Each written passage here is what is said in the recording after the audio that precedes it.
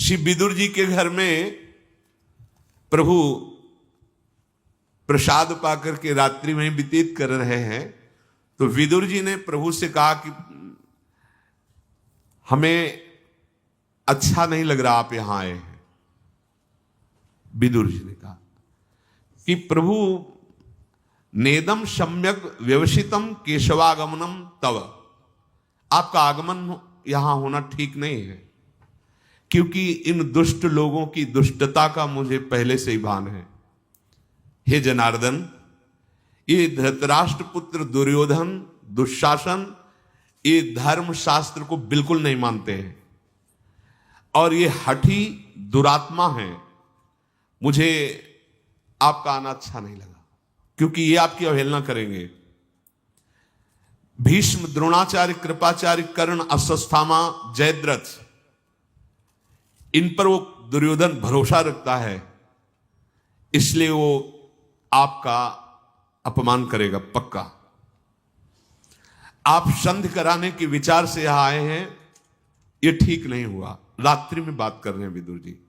जनार्दन, धृतराष्ट्र के सभी पुत्र और कर्ण की यह निश्चित धारणा है कि श्री कृष्ण सहित पांडवों के पास जितनी भी सेना है, अकेले भीष्म या अकेले द्रोणाचार्य रोक सकते हैं, फिर डरने की क्या बात। इसलिए आपकी संधि वाली बात मानेंगे ही नहीं। मधुसूदन जो मूर्ख है, बुद्धिहीन है, अधर्म में प्रीति करता है, उसको समझाना व्यर्थ है, क्योंकि वो मूर्ख हृदय न चेत, चाहे गुरु मिले बिरंचिशम। ये दुर्बुद्धि दुर्योधन बड़े बड़े ऋषियों ने समझाया तो भी इसकी समझ में नहीं आया। इसके मन में यह भ्रम बैठा हुआ कि अकेला कर्ण ही पांडवों पर विजय प्राप्त कर लेगा। केशव, ये धृतराष्ट्र के सभी पुत्र मृत्यु को प्राप्त होने वाले हैं। क्यों? क्योंकि जो अधर्माचरण करता है वो जीता हुआ दिखाई दे रहा है, पर वो नष्ट ही है। कुछ लोगों के जैसे मन में होता है कि वो बड़ा पापाचरण कर रहा है, सुखी है, लेकिन कुछ क्षण का वो दृश्य है जब उसके वर्तमान पाप और पूर्व पाप का संयोग बन जाएगा, उस समय फिर वो नष्ट हो जाएगा। नष्ट तो वर्तमान में ये पर पुण्य बल से टिका हुआ है।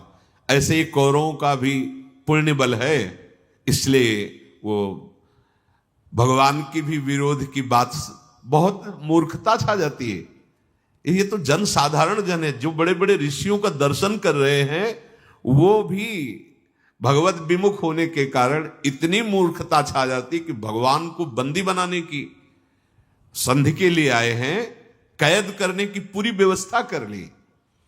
तो हे जनार्दन, ये पापपूर्ण विचार करने वाले कौरवजन, अब मुझे ये अच्छा नहीं लगेगा कि आप अब हमारे घर से फिर सभा में जाएं, पर आप जाएंगे संधि के लिए, तो हम आपको संकेत में बताए देते हैं कि भारी से भारी प्रतिकूलता वहां उपस्थित हो सकती, क्योंकि सब ये दुर्योधन, दुशासन आदि दुष्ट स्वभाव के हैं। विदुर जी महाराज प्रभु श्री कृष्ण से कहा, हे कमल नयन, आपके दर्शन से मेरा सौभाग्य हुआ, पर मैं जो बात कही कि आपका आना यहां उचित नहीं है, वो केवल अपनी प्रियता के कारण कही है। प्रभु, आप समस्त देहधारियों की अंतरात्मा हैं, आपको कौन परास्त कर सकता है, पर हमारी प्रियता ऐसी है कि अब सभा में दोबारा ना जाए, क्योंकि आप जाएंगे हमें पता है और वो दुष्टता करेंगे। पूरी रात व्यतीत हुई, सुबह भगवान अपनी दिनचर्या की, इतने में देखा कि शकुनी और दुर्योधन विदुर जी के घर आए। बड़ा जब अभिमान होता है तो वो प्रणाम भी दूसरी कोटि का होता है, और कहा, दशारथ नंदन महाराज धृतराष्ट्र सभा में आपका स्मरण कर रहे हैं, प्रातःकालीन सभा में आप उपस्थित होइए, हम आपको लिवाने आए हैं। भीष्म आदि भी आपके दर्शन की प्रार्थना की है। भगवान ने उन्हें सांत्वनापूर्ण वचन दी कि आप चलो, हम आ रहे हैं। सबके अधिष्ठान स्वरूप भगवान श्री कृष्ण सारथी को आदेश किया कीर्तिमान भगवान श्री कृष्ण का वो दिव्य रथ मानो शास्त्रों सूर्य एक साथ प्रकाशित हो, ऐसा तेजो में गरुण ध्वजा, ध्वजा में भगवान गरुण देव जी का चिन्ह विराजमान। भगवान विदुर जी के घर से रथ में बैठ करके सभा में आए। अलसी के फूल की भांति मनोहर श्याम कांति है श्री कृष्ण की। अतसी पुष्प संकास पीतवासा जनार्दन व्यभ्राजत सभा मध्य हेमनी वो पहितो मणि।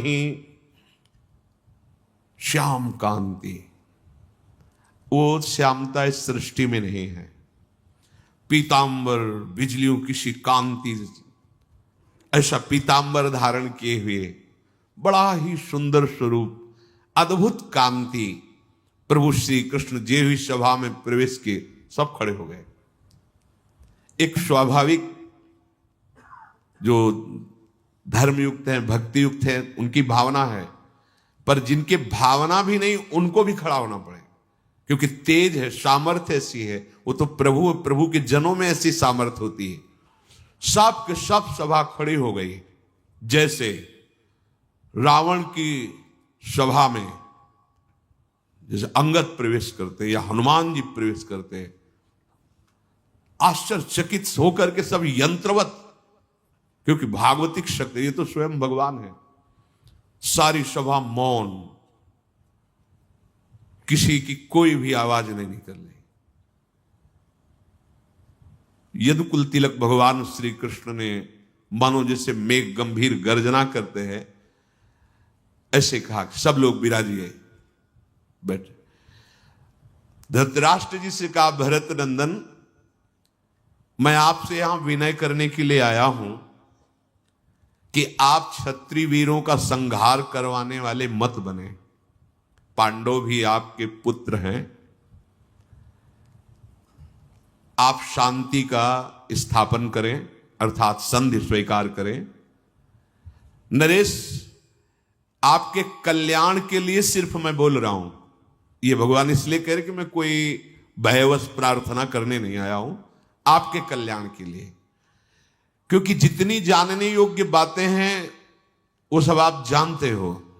धृतराष्ट्र से कहा, कुरुनंदन, ये तुम्हारा पुत्र जो दुर्योधन है, ये धर्म के विरुद्ध आचरण करने वाला पापात्मा है, और इसका अनुसरण आप कर रहे हैं। इसका मतलब है कि सर्वनाश निश्चित होना है। पर आपको हम इस भयंकर विपत्ति से बचाना चाहते हैं। आप इस दुष्ट की उपेक्षा कर दीजिए और पांडवों को अपना लीजिए, तो भूतल के क्षत्रियों का संहार रुक जाएगा। यदि आप चाहते हैं कि यह भयानक विनाश लीला ना हो, तो आप दोनों पक्षों में शांति स्थापना करने के लिए पांडवों को सम्मानित कीजिए, बुलाइए और आधा राज्य वापस कर दीजिए। इस समय मैं संधि कराने के उद्देश्य से आपके पास आया हूं। आप अपने पुत्रों को मर्यादा में रखिए और पांडवों को मैं नियंत्रण में रखूंगा, तो जनसंहार बच जाएगा। और यदि राजन आप अपने पुत्रों को शासन में नहीं रखते, तो मैं तो प्रयत्न करने आया ही हूं संधि का, पर इसमें आपको ये बता देता हूं कि कोई नहीं बचेगा। ये जो आप गर्व करके 11 अक्षौणी सेना और सब, कोई नहीं बचेगा। पांडवों के साथ वैर करने वाला कोई भी त्रिभुवन में हो, उसका परिणाम अच्छा नहीं होगा, भगवान बोल रहे हैं। ये विचार कर स्वयं ही मेरे संधि प्रस्ताव को स्वीकार कर लीजिए। ऐसा करने से आपको यश प्राप्त होगा। मेरी राय है कि अभी घोषणा करवा दीजिए आप। भगवान श्री कृष्ण धृतराष्ट्र से बोले कि अब हमारा पांडवों के साथ कोई वैर नहीं है, और मैं अभी पांडवों को बुलाता हूं। वो आपके चरण छुएंगे, आपके चरणों के समीप बैठेंगे, और युधिष्ठिर और दुर्योधन समान सिंहासन पर बैठे। आप घोषणा करवा दीजिए कि अब कोई वैर नहीं, अब शांति। जब भगवान ऐसा बोल रहे थे दुर्योधन उसी समय खड़ा हो गया सभा में और कहा, वसुदेव नंदन, आप सोच विचार के बाद क्यों नहीं बोलते? आप बार बार पांडवों की बात, महिमा उन्हीं की, जब देखो तब मेरी निंदा करते हो। मैं देखता हूं कि विदुर जी, पिताश्री, आचार्य, पितामह, भीष्म, ये सब तुम्हारी बातों में आ जाते हैं, परंतु मैं तुम्हारी बातों में आने वाला नहीं। बुद्धि जब भ्रष्ट हो जाती तो इसे कहते हैं बुद्धि भ्रष्ट होना। पांडवों को जुए का खेल जब नहीं आता था तो क्यों खेले, और उसमें खेले, मेरे मामा ने विजय प्राप्त करवा दी, तो मेरा इसमें दोष क्या है? अब मैं क्यों राज्य वापस करूं? मैंने जीता है। हम लोग किसी भी भयंकर कर्म करने वाले से भयभीत नहीं होते। भगवान से बात कर रहा है दुर्योधन। हम क्षत्रिय हैं, युद्ध के भय से साक्षात देवराज इंद्र भी आ जाए तो मैं नतमस्तक नहीं होऊंगा। श्री कृष्ण, मैं क्षत्रिय धर्म को जानने वाला हूं। भीष्म, द्रोण, कृपाचार्य, कर्ण, ये मेरे पक्ष में है। बड़े से बड़े देवता भी इनको नहीं जीत सकते, फिर आप मुझे भयभीत क्यों कर रहे हैं? ध्रियमाणे महाबाहो मयि संप्रति केशव, यावद् तीक्ष्णया सूच्या विद्धे दग्रेण केशव। जितने से सुई बोई जाती है उतनी नोक की जगह भी आप संधि कराने आए, सुन ले, बिना युद्ध के मैं नहीं दूंगा, सुई के अग्रभाग भर भी नहीं दूंगा। बारीक सुई की नोक से जितना छेद होता है, तुम 5 गांव आधा राज्य की बात करते हो, मैं सुई की नोक भर भी नहीं दूंगा। दुर्योधन की बात सुनकर भगवान श्री कृष्णचंद्र के नेत्र लाल हो गए और दुर्योधन से कहा, दुर्योधन, अब मुझे पक्का पता है कि तू रणभूमि में सैया में सोना चाहता है और अपने भाइयों और मंत्रियों और सहायकों का भी नाश कराना चाहता है। मूढ़, तू जानता नहीं है किससे बात कर रहा है। महात्मा पांडवों की केवल समृद्धि के लिए मैं इस तरह से बात कर रहा हूं, संधि की नहीं। शकुनी, दुशासन और तुझ जैसे को दंड देना मुझे आता है। दुर्योधन, फिर भी बात मान जा। कर्ण और दुशासन को तुम बहुत बड़ा बलवान समझ रहे हो, कई बार युद्ध छोड़ के भागा है अर्जुन से, अब भी तू बात मान ले। तेरी हितैषिता की बात कह रहा हूं, तेरा कल्याण होगा, सबका मंगल होगा। अगर मेरी बात नहीं मानेगा तो अपयश होगा, सर्वनाश होगा। भगवान श्री कृष्ण ने बात कह ही रहे थे, दुशासन खड़ा हुआ और सभा में बोला कि मुझे तो ऐसा लगता है केशव कि यदि मैं संधि की बात ना मानूं तो मेरे भाई दुर्योधन को और मुझे बंदी बना के तुम पांडवों के चरणों में डाल दोगे। मुझे तो ऐसा दिखाई दे रहा है। पितामह भीष्म, द्रोणाचार्य और पिताश्री, ये भी आपके मुख की तरफ देख रहे हैं, आप जो बोल रहे हैं वही बात सुन रहे हैं। दुशासन को बैठने के लिए दुर्योधन ने कहा, और कहा दुर्योधन ने लंबी सांस खींचते हुए कि मैं ऐसी सभा में ही नहीं टिकता। यह बड़ा भारी अपमान होता है, जिससे सभा में किसी को समझाया जा रहा हो और अवहेलना करके चल दे। वो अशिष्ट पुरुष की भांति खड़ा हुआ और इशारा किया, तो शकुनी, कर्ण, दुशासन और उसके अनुयायी राजा सब सभा से, भीष्म जी, द्रोणाचार्य जी, प्रभु श्री कृष्ण जी, इनको अब मतलब ये बहुत बड़ा अपमान होता है। दुर्योधन को वहां से जाते देख करके उनके अनुयायी राजा लोग भी उन्हीं के साथ निकल गए। दुर्योधन सभा भवन से निकल करके और एकांत में मंत्रणा की कि भीष्म जी, द्रोणाचार्य जी वही बात मानेंगे जो प्रभु कहेंगे, मतलब श्री कृष्णचंद्र जी कहेंगे। मुझे लगता है कि श्री कृष्ण को बांध लिया जाए, बंदी बना लिया जाए, और इनको जब बंदी बनाकर कैद में डाल लेंगे तो पांडवों को जब पता चलेगा तो निरुत्साहित हो जाएंगे। इसलिए हम लोगों को चाहिए कि बहाने से सभा में चलें और श्री कृष्ण को कैद कर ले, बंदी बना ले, क्योंकि एकमात्र श्री कृष्ण ही महाबल हैं पांडवों का। ये पांडवों के कवच हैं, कवच टूट गया तो फिर वीर को मारने में देर नहीं लगती। शीघ्रता से कोई जान न पावे, न महाराज धृतराष्ट्र और न भीष्म आदि। चीखना चिल्लाना कितना भी हो, छोड़ना नहीं, श्री कृष्ण को बंदी बनाकर कैद में कर लेना। ये जैसे कोई चूहा जो है ना सिंह को बंदी बनाना चाहे, ऐसा। भगवान के सेवा में सात्यकी रहते थे, तो देखा कि अभी तो इस सभा से गए और तुरंत वापस आ रहे हैं। बहुत बुद्धिमान थे, उन्होंने दृष्टि से समझ लिया कोई षड्यंत्र की रचना हुई है। एक अक्षोणी सेना भगवान की भी वहीं उपस्थित थी, दुर्योधन के पक्ष में दी थी। उसके प्रधान वीर थे कृतवर्मा। सात्यकी ने इशारा किया कि हो सकता है इनका षड्यंत्र ऐसा कुछ, तो आप दरवाजे पे ही रहना, अगर ये कुछ तो फिर एक अक्षोणी सेना अपनी तो है, 11 अक्षोणी सेना एकत्रित हो चुकी है। सात्यकी सभा में गए और प्रभु से मुस्कुराते हुए इशारे से कहा कि सावधानी की जरूरत है, ये लोग षड्यंत्र रच रहे हैं।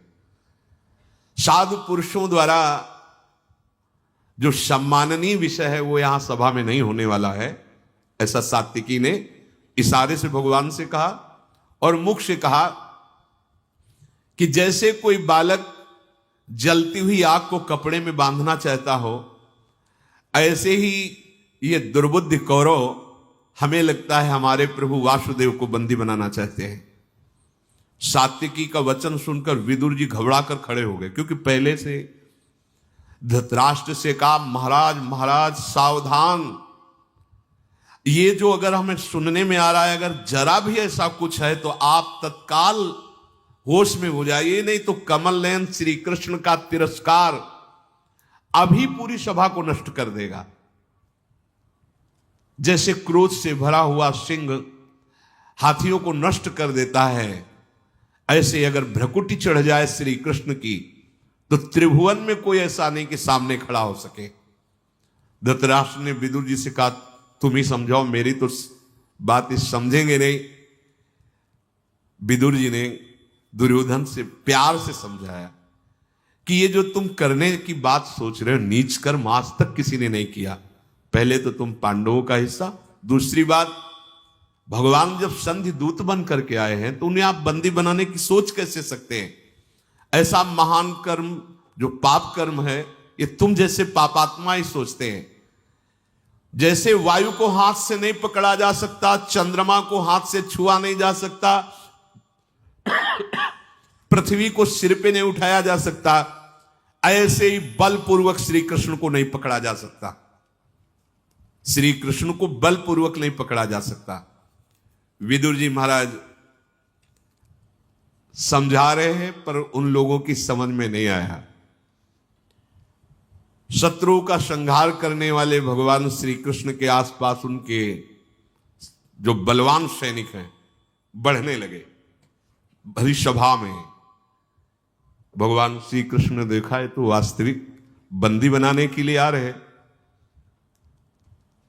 प्रभु श्री कृष्ण ने अट्टहास करके, एक हंसी होती है एक अट्टहास, सभा में अट्टहास करके कहा रे मूर्खो, तुम मुझे अकेला समझते हो, मुझे बंदी बनाकर तिरस्कार करना चाहते हो, देख मैं कौन हूं। ये जी ही भगवान ऐसा बोले, भगवान के अनंतों शरीर प्रकट होने लगे। विराट रूप पहला सभा में विस्तार होने लगा शरीर का, और अग्नि की ऐसी ज्वालाएं प्रकट होने लगी। आदित्य, साध्य, वसु, अश्विनी कुमार, इंद्र सहित मरुद्गर, विश्वदेव, यक्ष, गंधर्व, नाग, राक्षस सब भगवान के अंगों में प्रकट होने लगे। लोकपाल जितने सब कांप रहे हैं। भीष्म जी दिव्य दृष्टि भगवान ने जिन जिनको दी है वही देखकर सह पा रहे हैं, जितने और भी राजा तो सब मूर्छित हो रहे हैं।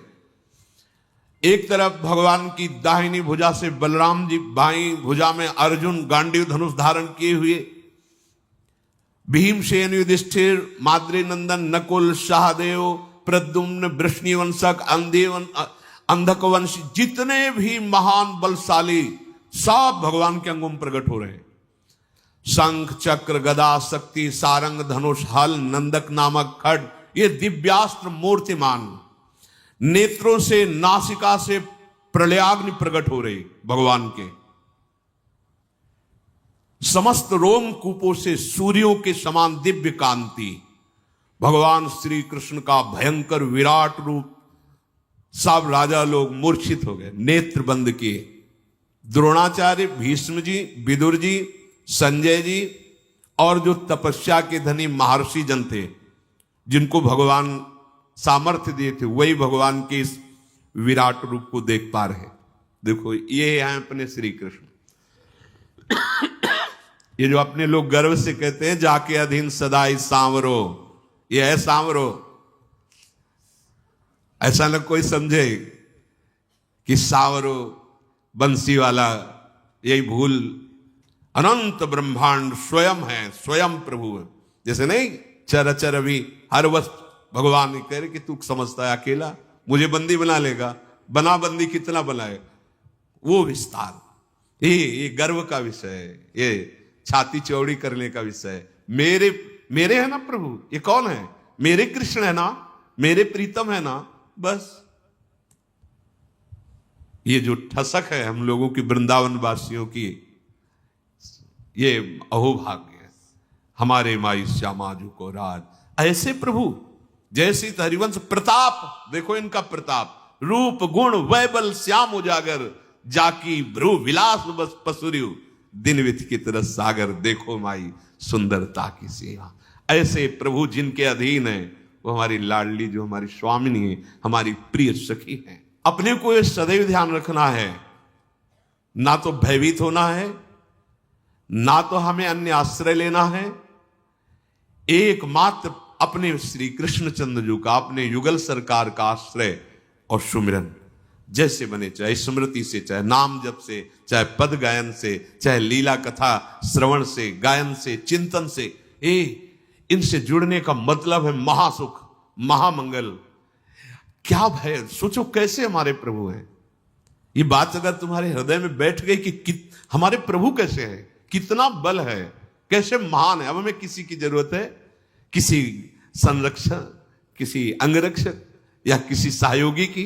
अरे मेरे प्रभु अनंत। देखो वेद कहता है शास्त्र शीर्षा पुरुषा शास्त्राक्षा शास्त्रपात, ऐसे महान होते हुए भी इतने विराट हैं कि सब उन्हीं में समा गए, कोई एक कण नहीं है जहां वो ना हो। इतने छोटे हैं अणुअणियान और इतने बड़े हैं महतो महियान। ऐसे में प्रभु का दास हूं।